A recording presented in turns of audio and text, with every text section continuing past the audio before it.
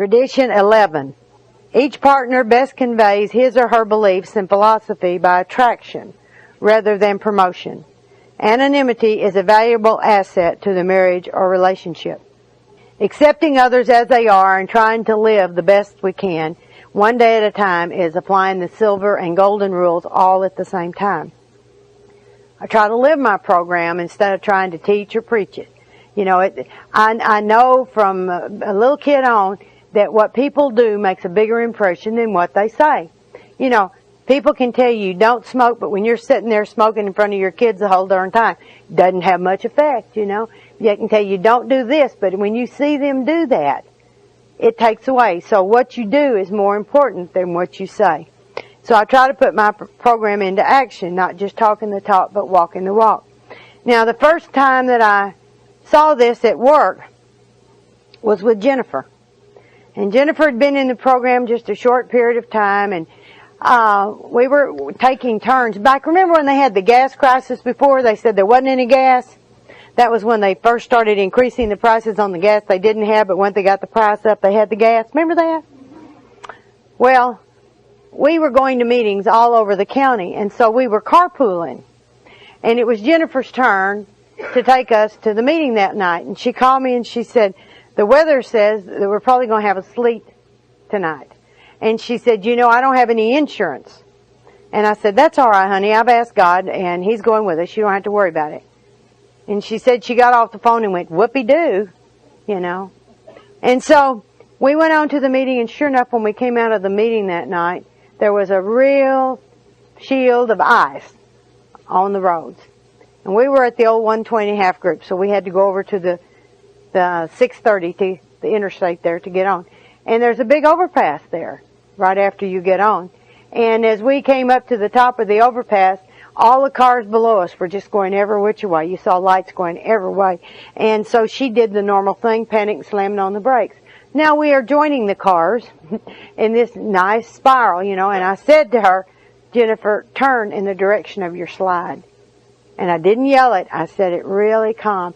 But she was scared, and she couldn't, it wasn't registering. And so I told her again, turn in the direction of your slide. And finally I got the wheel, and I turned just as our wheels were up on the edge of the overpass. And we stopped. And we're there, and we're hearing all this wham, wham, wham, wham all around us. And we look at each other, and I said, are y'all okay? And her little girl in the back seat said, I gotta pee. And the police came in a few minutes. We'd backed down off of the deal. And the police said, who'd you hit or who hit you? And we said, nobody. And the cops said, well, what are y'all doing here? And I said, waiting for traffic to clear, you know, so we can get out. And we're sitting there, and Jennifer began to cry. And she looked at me and she said, I want your God. She said, I want a God that's going to take care of me. When you said God's going to go with us and take care of us, she said, I didn't believe. She said, I want to believe. I want your God. You know, and that was the night she came to believe that God would do all those things and He would take care of her. And that was, you know, and it was, you know, it wasn't anything I planned that night, you know, because I just knew that God was going to go with us. You know, because I believed, then she could believe. People also watch you when you're doing rotten things, you know. It's like my sister one day, we're driving along in the car and a guy swerved in front of us and Dorothy went, and I said, what is that? She said, well, isn't that what you do?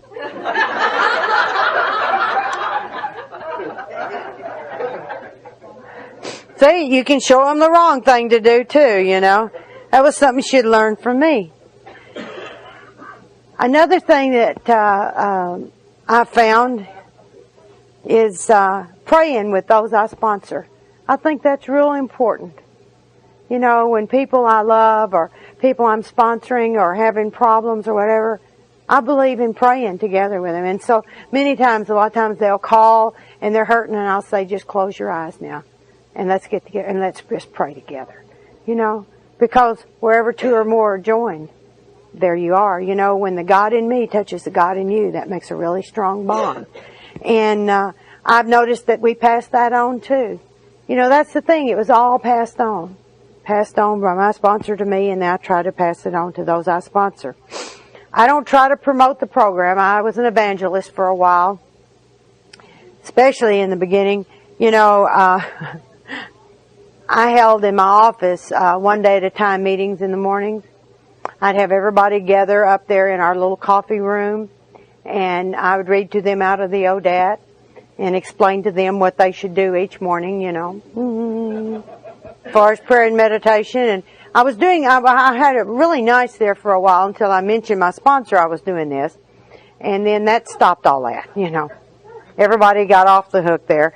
I went around with the 20 questions, the pamphlet from AA, and everyone that I thought needed it in the company, I put one on their desk. Really endeared myself to a lot of people. One was my immediate supervisor, the vice president, and at that time, and he said, "What the hell do you mean by this?" I said, "Well, God knows, Earl, you come back drunk every day from lunch, and you have to hide you out over here in the office." Maybe it wasn't the most tactful thing to say. And then we had the company attorney. You know, if you didn't get a decision before 11, kiss it goodbye. You know, because Bill was never in any great shape when he came back from lunch. You know, he was in there farting and sleep with his feet on the desk. I mean, we knew he had a problem, you know, and I was thrilled. It was 3 or 4, 5, 6 years later, I saw him finally make it through the doors of Alcoholics Anonymous, and he's been here ever since. I can't tell you how thrilled I was to see that man finally make it. I hope Earl made it somewhere. But he didn't make it here. But it's been a real journey in that I did all the things wrong. So that's what I'm telling you. You know, I've tried all these things and I have done it wrong. You know, that's like the anonymity, you know. I blew Jennifer's anonymity really big one time. Didn't even know I was doing it at the time. You know how we are. We're so dingy. And all I did was I saw her husband and I said, "Tell Jennifer we missed her at the meeting last night." Sounds harmless, doesn't it? It says, "Don't tell who you see here." Well, I told who I didn't see there. You know, but that sort of works too, because he knew he saw Jennifer and she said she was leaving for the meeting. And when he got back home, Jennifer was in bed. She didn't say she didn't go to the meeting. Wonder where Jennifer was. He went out and got drunk thinking about that. You know, well, he got drunk on the weekends anyway back then. But it's still, you know, it gave her, she had to hassle with all of that. And the bottom line was a neighbor's husband had died. And she went down to be with the neighbors. Never made it to the meeting. Didn't have a chance to tell him. It was one of those little simple, harmless, so-called things. But it caused her grief. So I learned, don't say who's not at the meeting either. You know, you don't say who's there, don't say who's not there. And I always get tickled because when I would meet people in the mall or something with my sister and she would say to me, "Is that one of your people?" I'd say, "I don't know. I couldn't tell you if it was." You know, because it's not mine. It's yours to break. I mean, not mine. And that's another thing. I don't like people breaking my anonymity. And boy, did my sister do it one time really big. And it was so embarrassing. I was in Jackson Hole, Wyoming. It's when we was on our cross-country trip. And all Dorothy knows is I travel a lot. She knows I go to the meetings. She's been to a few Al-Anon meetings. It's not for her, you know. She doesn't have a problem. Maybe she'd go now. She may not remember she doesn't have a problem. Oh, well. Let it go. Let it go. Anyhow, maybe the repetition would be good, you know. But anyway, we're there, and we're at a little convenience store. And I had on my necklace with my Al-Anon logo. And so as I'm checking out, the girl goes, "You're a friend of Lois?" And I said, "Yes, I'm a friend of Lois." And I said, "I'm Mary Pearl. Nice to meet you." And this little girl gave me her name. And my sister says, "Do you know who she is?" And I went, "Dorothy?" And she says, "This is the MERP." And the little girl goes, Dorothy says, "World famous speaker." Oh, geez. I said, "Go to the car." And we talked all the way to Idaho about that. And by the time we got to Vancouver, Dorothy went with me to a meeting. And the meeting, thank God, was on acceptance. I needed one really bad at that moment in time. And we got up there, and they had you sign a little book, and they said the topic was going to be on acceptance. And so if you wanted to share on acceptance, put a little check by your name. I wanted to listen. And so I'm there, and I did not check my name, and I just wrote down, Mary, visitor. Dorothy went with me. She didn't want to stay in a hotel by herself. Sister of visitor.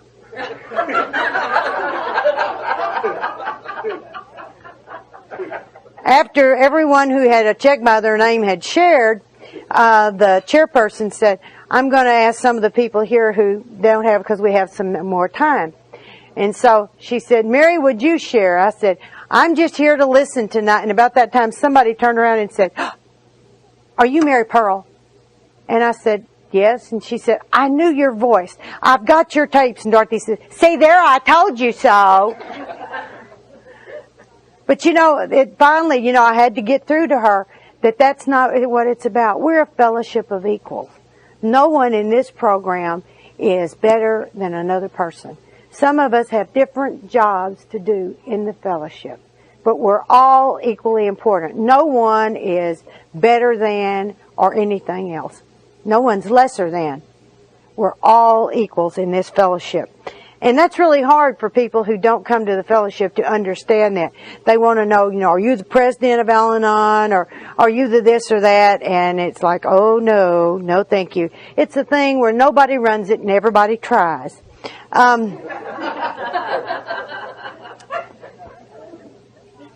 Another thing, JD and I did our bit trying to do marriage counseling. He sponsored the guy and I sponsored the girl, and with our help in one short year, they were able to divorce. So we haven't done that anymore, Okay, I can't fix anyone but myself. And I need God's help all the time. All the time. And the people who are closest to us, they lack, we have a lack of objectivity where they're concerned. That's one of the things, I think that's the reason that we can't help people in our family. Other people have to help our family. We don't have credibility with people that we have damaged relationships with. They don't trust us. It's like when I came in the program, I did not trust what J.D. said to be valid. He would say things and I'd think, liar. And I'd hear an AA person say the very same thing and I'd believe them. So that helped me to understand him and to get past that. Now, you have to be able to do something for good and do it for free. And if you don't get found out, it's really good. It's really good. And some of the things that I try to do is by having a positive attitude or a smile. I love to smile at people getting on the plane. I just love, because normally people getting on the plane are just, we're running late, it's crowded in here, I can't find a place for I carry on. I like to smile at people. Just, if for nothing else, it drives them nuts, I like to allow people the right to screw up in traffic without having to tell them about it. I like to be generous. I try to stay out of your business. I try to not to complain all the time when things aren't the way I want them. I do complain sometimes, but not all the time. One of the neatest ones is when you can keep your mouth shut when somebody else makes a mistake. Give them the right to make that mistake. I like to send cards anonymously, or little notes anonymously to people. And one of the things that I can do is I pray for others a lot. A lot. I pray, if I'm in the car driving along, God and I talk, and I pray for people. JD and I, we pray for people when we sit down together to eat in the morning and at night. We pray for the people that we love.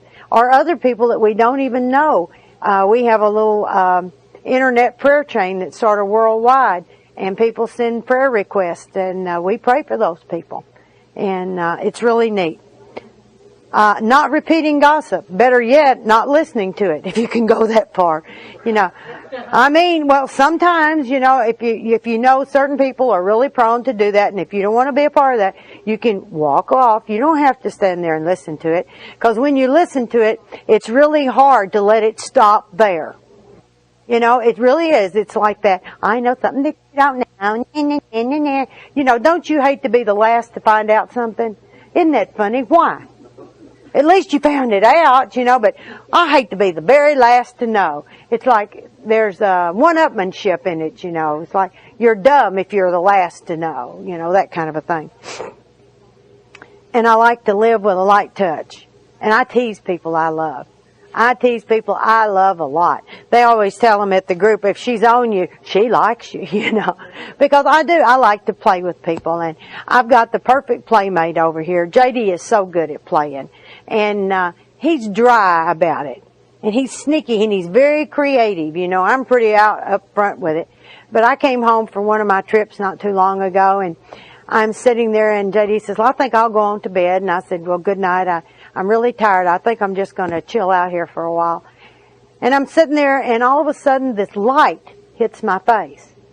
And I look, and JD's standing there in his underwear with a lantern on top of his head. And he's got his arms stretched out. And he says, I'm an angel sent by God. I'm here to tell you that God loves you very much. And so do I. But you may call me Monica.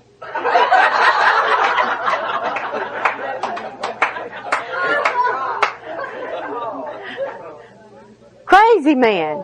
A crazy man. And then like on his yard sculpture that he does, I was fixing supper one night and the dogs were ripping through the house, and all of a sudden JD came running from the bathroom without a stitch on. And he screams, there's an armadillo in the backyard, and he's down locking the pet door so the dogs can't get out. And I'm going, oh my God, how did an armadillo get in our backyard? Our yard is fenced. How could that happen? I look out, well, I don't have on my glasses. I look out, and by God, there is an armadillo in my backyard. And I said, don't go out there like that. And he said, I said, I'll get a broom or something and go scare that. I can't believe there's an armadillo in my backyard.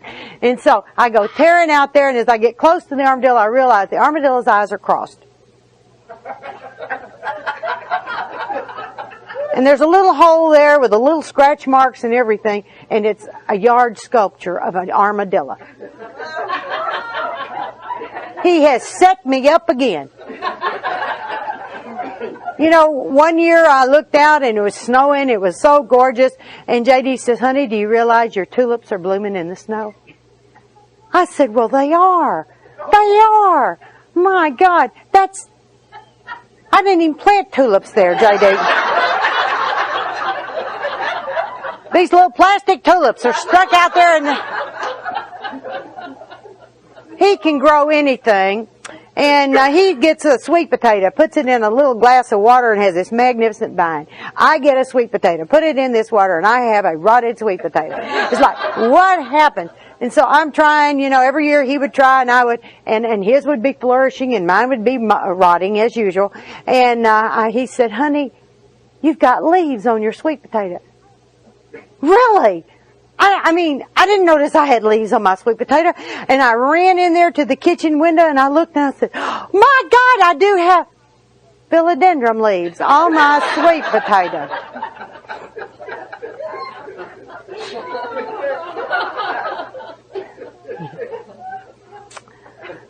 Another thing I've learned over the years is to be honest about what's going on with me to the people. Like when I share with y'all, when I'm not in a good place, I'll tell you, I am not in a good place. I had the worst year of my life, the year 2000.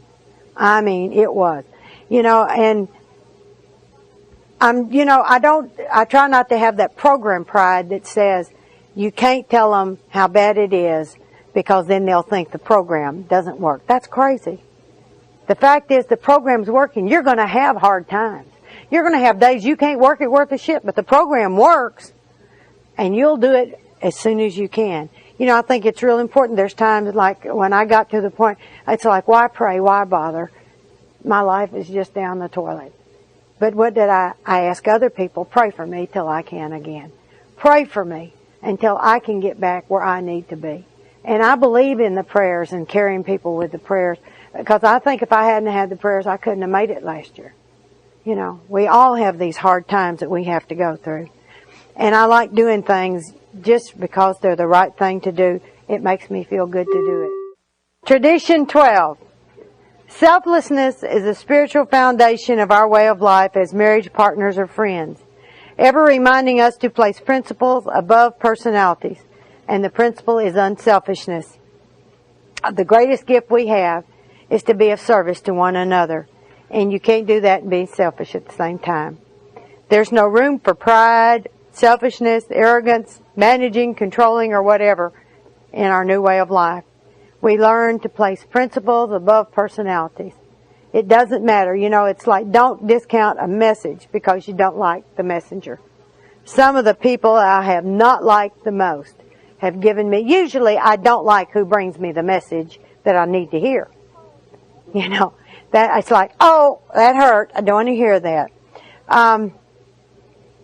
There was a man that came from New York, from Albany, and he was a member of Alcoholics Anonymous, and I went to this open AA meeting, and Ed was always there, and he had that, you know, that real annoying New York accent, the one that was like that. And I know Betty's loving this. She's sticking her tongue out at me. But all he would do is every meeting he would tell us how much more wonderful it was up in New York and how he liked it better in New York than he did down in Arkansas. And he would just keep going on and on and on. And finally one night I said, you really like it so much better up there? And he said, I said, what the hell, you go back. You know, it's just like I had it with him, you know. Very next meeting, he says, God never puts on you more than you can stand, but you will. I needed to hear that. I didn't want to hear it from Ed, you know, of all people in the world. And so I thought about that, and then I went to Ed and I made an amends to Ed. I said, you know, I wasn't being very kind, loving. I wasn't being tolerant. And I said, you can't help being who you are. I can't help being who I am. But you really helped me, and I want you to know that. And I'm going to pay attention to what you say now. Because it seemed like to me, all he had talked about was back up in the jungle up there in Albany. And it seemed like, I mean, that's what he would say all the time. But then, if you get past that, he had some good stuff to share. And that's the thing. Everybody has good things to share. And Ed and I became friends. And I'm really glad. You know, Ed died of alcoholism. He had to go back out there, and he never made it. But Ed helped me. So, see, that's the thing you have to remember. Don't discount the message just because you didn't care for the messenger. We had a gentleman in our group named Larry. Larry just got on my very last nerve. I mean, to tell you, he had a thing against the Catholic Church. Now, when I got here, I was anti-religion, but I was not as berserk. I didn't voice it like Larry did. And in every meeting, he would tell you how he hated his wife's priest. I'm thinking, you know, he probably don't care for you either, Larry. But he was I just couldn't, there was something about Larry. So I'm walking in the mornings, and I'm saying, God, I know there must be something in Larry that is like me, for me not to like him that much. Because, you know, they always say you hate your defects worse. What is it about Larry that we have in common? Because I sure don't want to be like that. What is it? And as I'm walking along that morning, I go, oh my God, not that. Larry is an opinionated asshole. I have found our commonality here, you know. You know? And so, you know, that changed my attitude about Larry. Larry didn't drive me nuts so much anymore. I could get in there and I could even listen to what Larry said. Larry was another one that left the fellowship. Unfortunately, Larry had polio as a child, and to try to get his mobility, he was a swimmer, and he was a master swimmer. He swam like 5, 6, 7 miles every morning. But Larry was diabetic, and Larry would not manage his diabetes. I mean, it got to the point, we'd seen him go into so many diabetic comas that we were all holding hands one night doing the Lord's Prayer, and we saw Larry going, we just finished the prayer.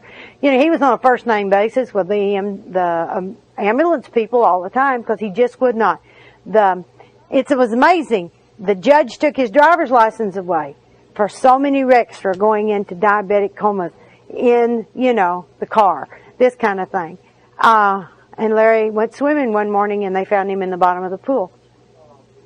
He had, one more time, not taken care of his diabetes. But you know, that was really sad because we like Larry, you know, and we missed Larry. But you know, people, this disease, you know, that's a denial. Whatever illness that you have, if you're in denial about it, it's going to be pretty bad for you. And he did not accept his diabetes well. And he had had it since he was a child. It was amazing. Humility means you're teachable. You know where your place is. You don't know everything. You know. Alma was a lady in our group I love very much, and she says, knowing your place before God, and you got to be teachable. If you're going to be humble, you got to be teachable. And that's true. Now, one of the ways that you can convey your message here in your selflessness is through sponsorship. I found it's been one of the neatest things. You know, I don't know what I have brought to the people I sponsor, but I do know what they have brought to my life. My life is so much richer. I remember a few years back, probably about 6 or so years back, I was beginning to feel a little stale, a little, you know how you get. Maybe a tad complacent, that kind of thing. And this gentleman in Toronto asked me if I would sponsor him, and I said, well, you're in Toronto and you've been around your whole life. I mean, he started Team when he was like 12 years old. And he's almost 40 at the time. And I said, are you sure? He said, yeah. And then we got to talking, and he'd never really worked the steps. And I'm thinking, what were you doing all those years? And he says, I was around the program. Well, there's a difference between being in the program and around the program. And he says, and I will do anything you ask me to do. Oh, who could refuse that? You know, I mean, really, you know. But his willingness and his enthusiasm brought a new joy into my life, you know. Being able to see him grow and change, and the kind of things that he was able to do by working the steps in his life revitalized my life and my program, you know. It's amazing how that works. That's the reason we have to keep passing it on, because you keep getting it back when you're doing that, you know. And I've had more fun with my children of the Spirit. You know, I used to sit around and worry about, you know, when I die, I don't have anybody to leave anything to. You know, there's nobody there because I'm the last of our family. And I thought, wait a minute. I did my will. We did it again. We just updated our wills before we came on the ship. God forbid something should happen as to what would happen with my sister. But it was like I had under the special bequeath, pages, you know, of my children of the Spirit, you know, of the things, you know. And I said, that is really neat to me. I have great, great memories. Jennifer and I have what we call runaway days. We just run away. We get in the car, we don't tell anybody where we're going, and we're gone for a day. And we spend special time. We have a lot of special memories there. I have this dingy little girl up in Ontario named Bonnie, and I had great fun. Bonnie has a swimming pool. She lives out in the country. And so she says to me, let's go skinny dipping. Says there's nobody here except us. And I'm going, out in the open air? And I said, what if a plane flying over, you know, and of course, like I say, I was much heavier then too, you know, when you're a lot more self-conscious about your body. And now I just have this thing with skin, you know, it's great fun, you know, you decide what to do with it. If you want to know how you get up in the morning, you know, if you roll socks, well, see, you can put on your bra. You just pick it up, roll it up, and stick it in. And I was out there, and so we went skinny dipping, and I found skin I didn't know I had. You know, did you know boobs float? Ha ha! The last time I'd skinny dipped, I didn't have any. You know, it's been since I was a kid. And I'm going, Bunny, look, my boobies float. You know, it's like having a Mae West on around your neck. You know, they're right up here. But nowadays, you know, if I want, the people say, show your tits, I have to go, okay. You know. It's totally different. I had a day at a spa in Las Colinas down in Dallas-Fort Worth area at the Four Seasons, and it's a really posh place with one of the girls I sponsored. And that was a real traumatic experience. Because when you're a very large person to go to there, you know, you go in and the first thing they do is they strip you off nude and put you in this little terry cloth robe, and they send you to the holding tank. And there's where a bunch of the women are all waiting for the different procedures, and they have a big hot tub that's about the size of a swimming pool, and they have a cold tub. And these women are just taking off their little robes and walking around and in and out of the water. And some of them are very, very nice figures, and there's some that shouldn't be doing that. And there's like me who shouldn't be there at all. And I am hiding in a book. It's like it was more skin than I ever wanted to see in my entire life. And then they call your name and they say, you know, we'll take you for your massage. And so I go down for my, I think it was an hour and a half massage. And I go down there and they say, Tim will do your, Tim! Tim! I mean, I go to hot springs. Women do women. Men do men. Men do not do women. Young, good-looking, handsome young boys do not do fat women. You know, I mean, oh no. Tim is in his little short shorts, you know. And he says, I'm a graduate from Texas Tech. And he's giving me all his credentials and I'm going, young enough to be my son and he's going to get to do Moby Dick. Oh, I can't believe this. I can't believe this. And I'm going, he said, have you never had a massage? I said, yes, but not by a man. And he said, well, it will be all right. And he's trying to be very, very professional, but my brain is just, you know how our mind is? I am having more than a committee meeting. I am having a frenzy up here, you know. I get there, you know, and you're laying down, you got your face in there. I'm praying for everybody I know. Keep your mind off of this. Keep your mind off of it. Keep your mind off of it. I'm laying there, you know, and then all of a sudden, you know, it's beginning to feel pretty good, you know. I'm going, oh, and it's one of those therapeutic where they really get into it things, you know. And then he just gets and he's getting down lower on my back. And I don't know why things come into your mind. You know how these old things go. And it just says, whatever you do, don't fart.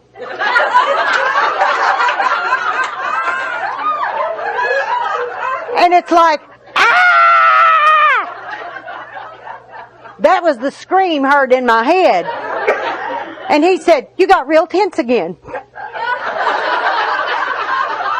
I thought, no shit, you know. Oh, I couldn't wait for that to be over. I mean, it was the longest hour and a half of my life. You know, I was so uncomfortable. I really didn't enjoy that. But then I went back to the holding tank. By now, I can do anything. You know, and I got a facial and I got a manicure and all like that. And that was all great, you know. That was great. But see, that was one of the things that when you are extremely overweight is very, very uncomfortable. Now, I'd hate to see them doing skin like this, you know. But I would not feel as self-conscious about it. I would not be as self-conscious. One time, one of the other girls that I sponsored, we were going to a conference in Missouri. And on the way, we were passing through the little towns in North Arkansas, and one of the ladies in our group's mother had passed away. And she was from this little town. And I said, we could whip by and sign the book. And she said, why not? So we zipped off. Now we have to find the funeral home. Well, in a little teeny town in North Arkansas, there's only one, you know. We go in, but they have 3 people. Which one is Hazel's mother? We don't know what the last name was, you know. So we said, could we see all of them? So we can determine which one might look like Hazel. And we found one that we thought resembled Hazel more than the other 2. And we signed the book. Hazel was thrilled that we signed the book, you know. But that's just some of the little crazy, the fun, the freedom that you have. The freedom that you have, you know. Giving and caring, you know. There's nothing like doing a 5th step with someone where they honor you and trust you enough to tell you about all of the secrets of their life. You know, the good, the bad, the ugly. That's such a neat thing, you know. Listening to one another. And then there's gratitude, which is honesty in action. Looking at my life honestly, concentrating on my blessings instead of the negatives. Taking God with me and trying to keep that conscious contact. You know, applying the steps and principles in my life. I started in my group and then with my friends. And unfortunately, the last place I was able to carry those principles was to my home. And that's because there was so much damage there. It was easier over here, but it helped me to get it over there. And it was, and when I could finally bring those principles into my home and work them there, that's when our relationship really began to change. I made a lot of progress over the years, but unfortunately, I'm still a work in progress. I'm not healed yet. My mother's family, like I say, they were all alcoholic, and they did some really fun things to each other. Like, I had this one uncle, and we were all camping one night, and in the middle of the night, you heard a gun go off and a scream, and he had shot his big toe off. He thought it was a snake at the foot of the bed.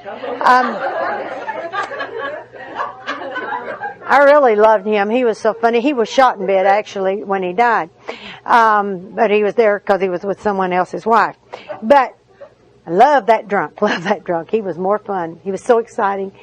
And then there was Uncle Ernie and Aunt Mary May. Now, Uncle Ernie and Mary May lived next door to one another, brother and sister. And they would do things to one another. She had been married many, many times, and he had not. And they took away his driver's license permanently.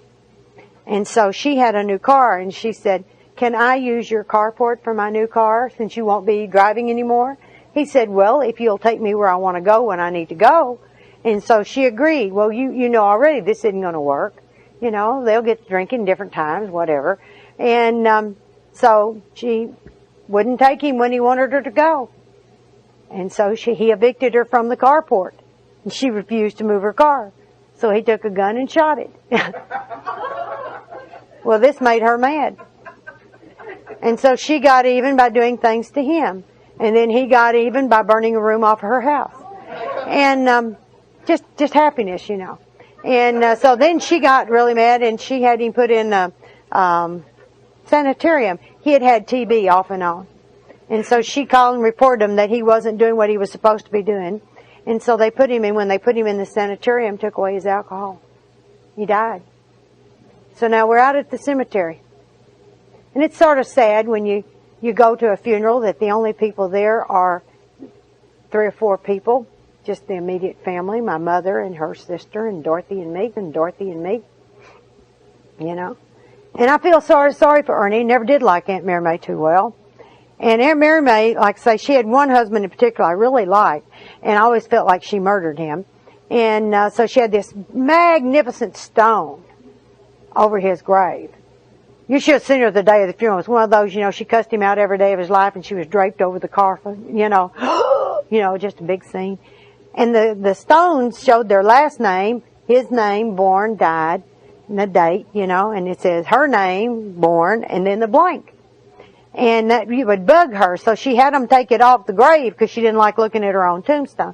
And so for many, many years it was like that, but we're walking around waiting on them to bring the body that day, and Dorothy and I are, and I said, "Look, the stone's back on the grave, not the little 3x5 card anymore." I said, "She's actually got the stone up. Wonder when that happens, And I said, "Oh, God."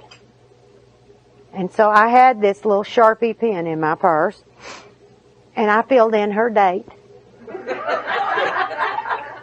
Just for fun. I said, "Ernie, this one's for you." See, I'm not well. You should have seen her reaction. Yeah.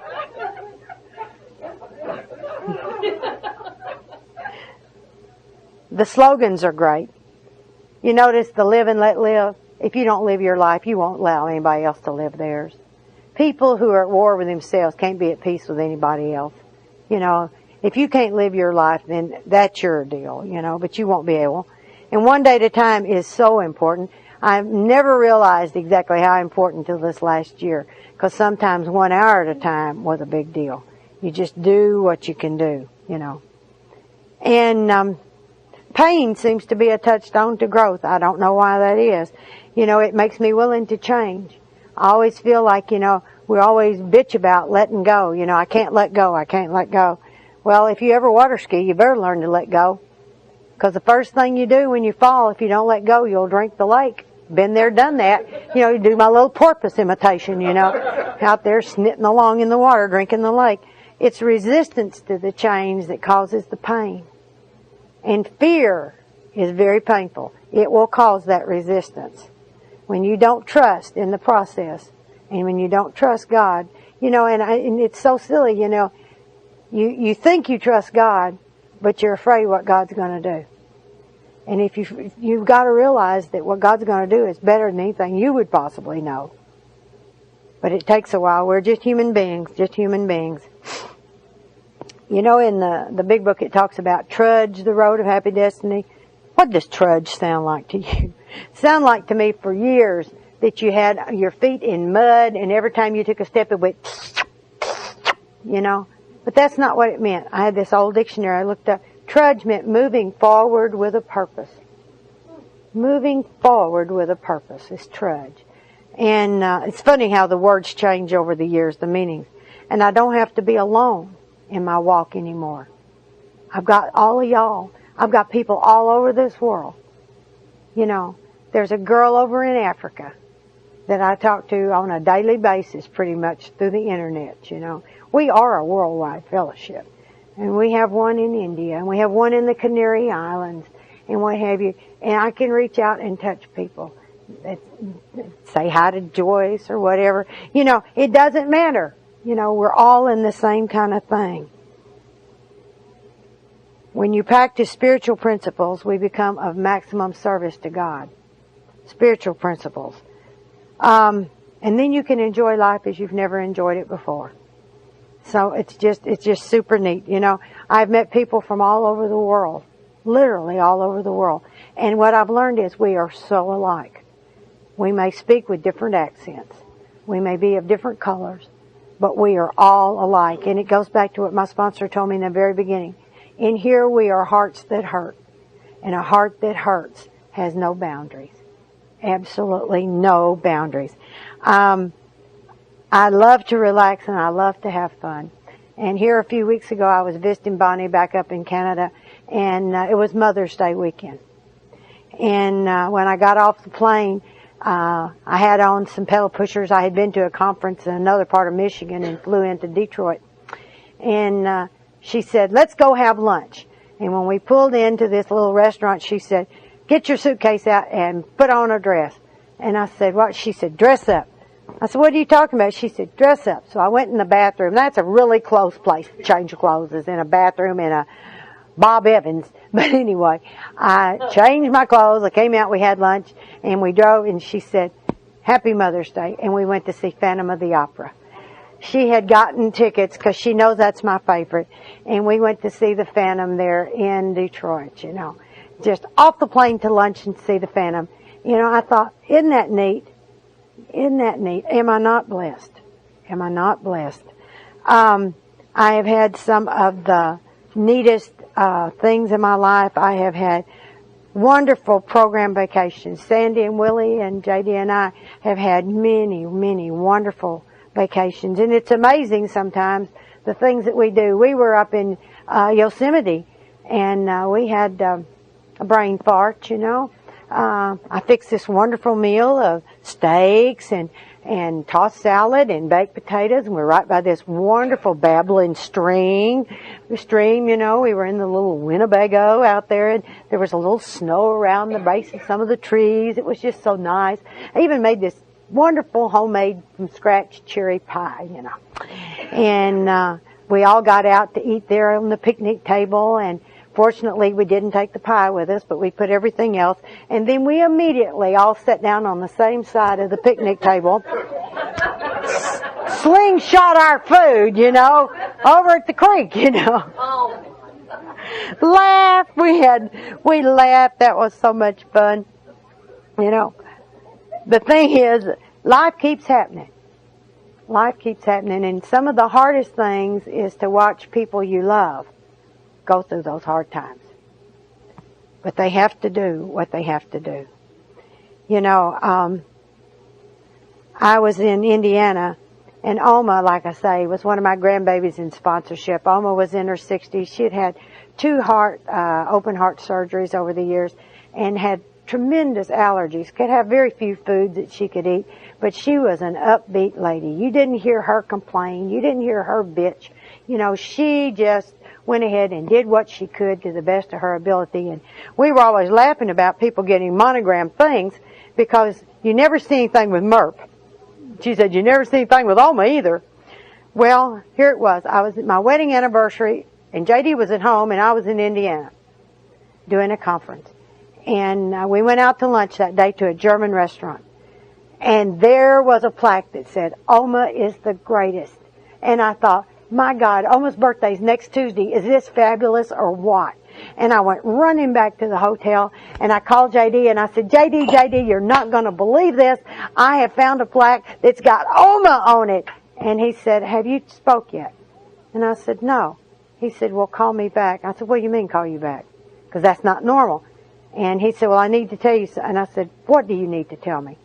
And he said, they found Oma dead this morning. But, you know, the thing about it is, it was sort of like Oma was saying goodbye. You know, it was sort of like Oma was saying goodbye. I've had to let people I love go. Father Hillary was another, you know, a really good friend, and I had to say goodbye there. And then I had to watch Jennifer go through the hardest period of her life. We thought we'd gone through hard times because, like I say, we've known each other our whole lives. When she lost her mother, we thought that was the hardest. But we saw her marriage of over 30 years deteriorate. And that was very, very difficult. And to watch her suffer would damn near kill me. You know, it was really hard for me to be objective about him and not want to kill him when I would see how she was hurting. But, you know, I had to realize that he was very, very sick. But there's been some good things, too. And going through my mother's stuff, I found something that meant a whole lot to me. My mother had always told me how much my brother Bobby loved me. And I only remember seeing Bobby twice because I was so young when he got married and he was in the military and went away. And then I remember seeing him when he was on the troop train going to the West Coast to go to Korea. That's the only two things I remember.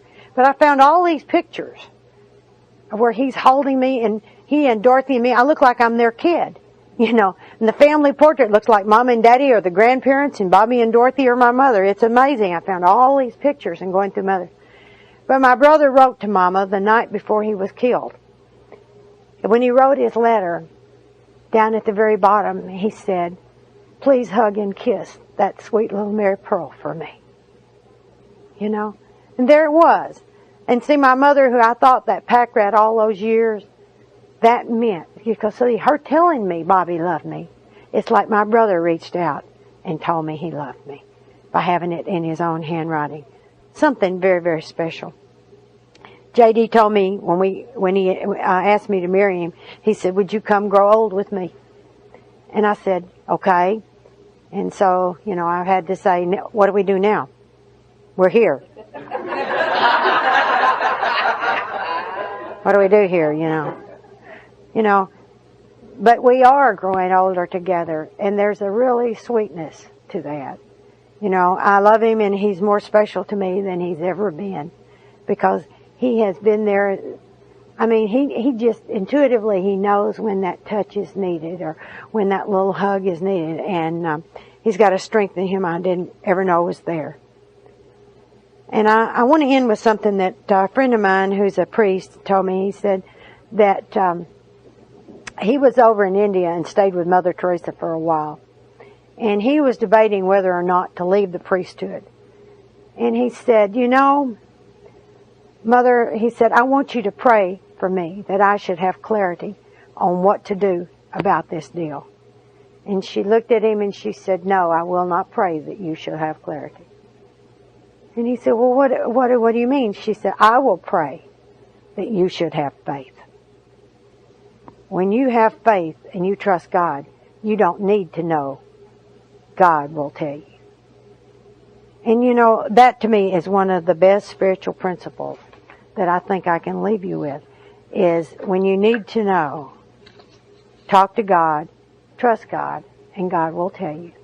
And that'll help your relationship as much as anything in this world. And I thank y'all so much for coming on this cruise and enjoying this wonderful week with us. Bye.